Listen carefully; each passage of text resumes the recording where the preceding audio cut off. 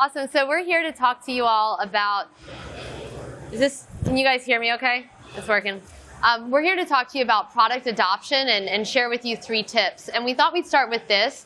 When we talk about product adoption, we're talking about starting at awareness, but getting your customers all the way through where they're actually using the product. So there's a lot that goes into these stages, but what we're talking about is how do you get to that endpoint where your customers are actually using your products on a weekly, daily basis.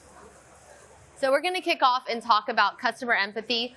All these tips that we're going to talk through, we've kind of framed it in a little bit of a special ways. Hopefully you're going to take away some tactical advice. We're going to talk about a customer, the impact that it had, and then how you can use these tips and apply it within your own business. So Andy? Cool. So we want to bring customer empathy to life through a real live example of one of our software SaaS partners.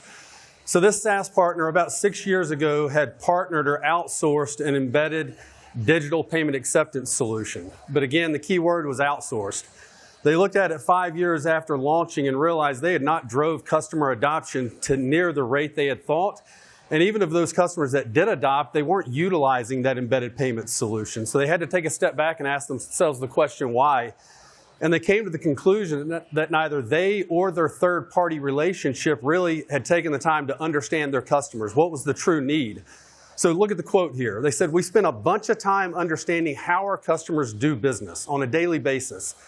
And it wasn't just that we needed to onboard our customers, but we also needed to get them to adopt the solution to unlock truly the potential or the benefits of it." And that's a key thing. Listen, we can all sell stuff. But selling's a moment in time. 6 days later, 6 weeks later, 6 months later, the sales pitch is gone. Is the value still there? And that's where it gets into customer empathy. Did you deploy a solution that truly met your customer's needs? So in this particular example, what the software company understood is it wasn't about taking payments. Anybody could take payments. It was about the fact that they were trying to take customers from traditionally cash and check and move them to digital forms of payments. And they had done that by going all the way to credit debit acceptance and had forgot kind of that middle layer, which was a more natural progression, electronic ACH, online check acceptance. That was what was going to be natural for their customers. The second piece they didn't take the time to understand was that these were roofing contractors. They didn't love technology, and at least they didn't love to use a lot of technology on a daily basis. But this payment solution forced them to not only interface within our software partners' UI UX, but then also go to an outsourced third-party UI UX to manage their daily payments business. So what they did is they brought it in-house. They brought payment acceptance as well as the daily reporting and reconciliation in-house. They deployed a robust electronic ACH solution, and within the span of 12 months, they went from 7 customers the first month they launched to 955. And the more interesting fact is they accomplished in 12 months with their new solution what their legacy partner had done in 5 years. Why? Because they actually got to the root of what their customers needed. So here are some quick tips to get scientific about your customers. I always think about qualitative and quantitative ways to understand your customers. From a qualitative perspective, and this applies whether you're working with a big research team and a big marketing team, or if you've got a very small, nimble team, get out there and talk to your customers, do your own research, review sites. So G2, Capterra, I always love going in there, pulling quotes from there, and then talking to your internal teams, the teams that are interfacing with your customers on a daily basis, whether it's sales, support, customer success. From a quantitative perspective, this can be really expensive, hundreds of thousands of dollars, so you have to do it scrappy in a lot of situations. Look at your support volume, look at product usage analysis, go in and understand. We have Gong, we use that a lot, and you can do some pretty cool quantitative things in there. And how do you take this and then package it in a way, because anyone can write a research report or anyone can write up, oh, this customer said X, Y, and Z. When I worked at Etsy, we did a really great workshop. This was a new product that we built and then released. We probably ran, at this time, probably 12 rounds of both qualitative and quantitative research. We packaged this, and when I say we, it was me in a product marketing role and my product designer. We pulled together a packet that helped articulate our customers, who they were. It had pictures of them, quotes from research studies. It was all about like, what do they care about? And we put it in a packet. We got the product managers, product designers, engineers, support, PR, product marketing. We were all in a room together for 2 hours just working through who are these customers, what do they care about, and how are we going to deploy, or how are we going to take what we know about them and what they care about and use that to do all of our functions better? So a little, it didn't take that long to pull together, but we reference it for the rest of the 6-month development project. Awesome. So that was customer empathy. The second kind of key consideration that we wanted to bring to the table is, what's your strategy? You want to drive product adoption, you've got to have an approach to it, and the one that we're highlighting today is a sunset strategy. Now, the example I just spoke about earlier, they actually used a cross-sell strategy, and they did really well at it. But most cross-sell strategies where you're giving optionality has a really long tail, 12 months, 18 months, 24 months, if you try to cross-sell them over. With a sunset strategy, we'll highlight this next partner of ours. Why did they choose a sunset strategy? And let me take a step back. Most partners I speak with, most SaaS companies, are scared to death of sunsetting a legacy solution or service within their platform. They're scared of driving frustration, friction, attrition within their customer base if they take something away and essentially mass migrate or force them to move to something new. Why did this company do it? They looked at 3 main reasons. One, they wanted to invest in a more modern digital payment solution, and the only way they could do that was to go all in.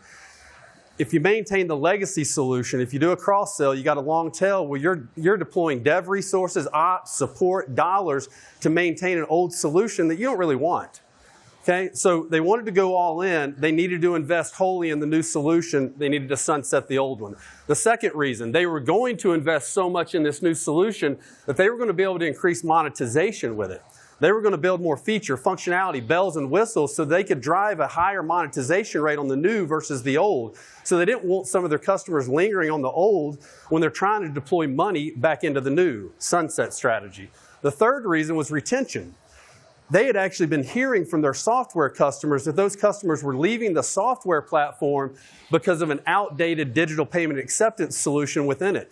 So they were actually driving attrition in their legacy base on this legacy solution. So they said, hey, if we want to curb attrition, let's sunset the old one. Let's get them all to move over. And that way we're going to accomplish those 3 things: a better solution that helps increase monetization and improve retention rates. They moved 1,600 customers. You can see when their event started around March or April, they moved 1,600 customers off of a legacy platform to the new platform in a matter of 4 months. How'd they do it? Okay, the first thing, you got to have a compelling value prop. You can't make them move from old to new if new's not a lot better, or at least moderately better. So you got to understand your value proposition. Secondly, you got to have a multi-pronged and thoughtful marketing campaign. How do you touch your customers? In-app messaging, email blasts, webinars, talking to them on the phone. You got to leverage and deploy all of those vehicles, and you got to do it over a discernible period of time. You can't spring this on them. You got to give them 60 days, 90 days, 120 days to introduce the message, build the value proposition, and draw the line in the sand of when this move is going to take place. They got to have awareness. And then third, it goes back to empathy. Understand your customer's business. You can't spring an event. So this particular use case, they sell software business management to print shops. So think t-shirts and swag. They couldn't do a sunset strategy during Q4 because Q4 is their customers' high season. That's when they're printing the most materials. So they thoughtfully said, we'll start messaging during the beginning, middle of Q1. We'll force migrate or sunset for a 4-month period at the end of Q1 into Q2 during their low season. So they built a thoughtful value prop with a marketing campaign, and they had empathy for their customers around the timing. Before we go to the next one, actually, I want to ask and ask the audience to participate. How many of y'all have actually deployed a sunset strategy in a role that you've had? Okay, keep your hands up. You can look around. How many of you have experienced that it has been less damaging to the business, or the fear that you had about the sunset strategy was actually greater than the impact that it had? Yeah. It's what, we find it every time. You're scared to get going into it, but coming out on the other end, you realize it was less impactful and actually more beneficial to your end users. Yeah, awesome. So the third and final point is using customer endorsement to scale adoption. I heard this in the Chargebee session earlier. Your customers are your best marketers 100% of the time. I want to share with you an example from MailChimp. So we actually built MailChimp is email marketing, was email marketing, but it's really expanded. And at this point in time, this was a few years ago, we were building out our first CRM features. And so we were taking on some pretty staunch competition with small businesses CRM. There's a lot of providers there that are pretty entrenched. our goal was to deliver, X number of users that were actually engaging with and using our CRM features on a daily basis. We doubled that goal. We were able to double what we wanted to do in 6 months. And one of the main reasons was because during the development process, we had a beta customer. This is Roadie. I don't know how many of you know them, an Atlanta-based company. They were one of our beta customers. We were visiting them on site on a regular basis, and it wasn't just product going to them and sitting down with them. It was product, it was marketing, it was support, it was all the teams that were going to help make this release successful. So we had that beta customer. We were engaging with them on a regular basis. And when it came time to actually build the go-to-market materials and release the product to market, we had quotes like this one. And in this example, what we were trying to get our customers to do was use MailChimp for more than just sending emails. We were trying to get them to use the platform to understand their customers, to know how to engage with them, to send and understand how to send more personalized email marketing or marketing campaigns in general. So we had this quote that MailChimp gives us the actionable insights to create compelling, engaging, personalized marketing programs. That was gold to us, and that was part and kind of our cornerstone of our go-to-market strategy. This wouldn't have happened had it been only product management in those conversations with beta customers, right? Because we had the cross-functional teams, we were ready to take that messaging, incorporate it into the value story, and then the partner also had a really close relationship with us where we could get them to go out and do a customer story alongside us for the release. So a few tips here. Obviously, you need to build out your beta customers, but don't do it in isolation. Do it as a cross-functional team. Make sure the marketers or the folks that are building that go-to-market collateral and are going to roll this out to your base, make sure they understand and they're there to listen and learn just as much as other teams. And then finally, create assets that make your customers the hero. So with that, we'll end with the 3 key takeaways that we have here.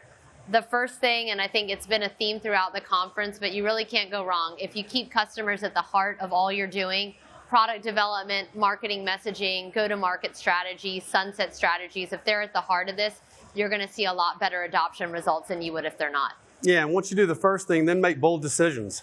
Like if you've truly had the empathy, put your customers first, then design the strategy, make the bold decisions, do what's right, and then execute thoughtfully, but execute with full commitment.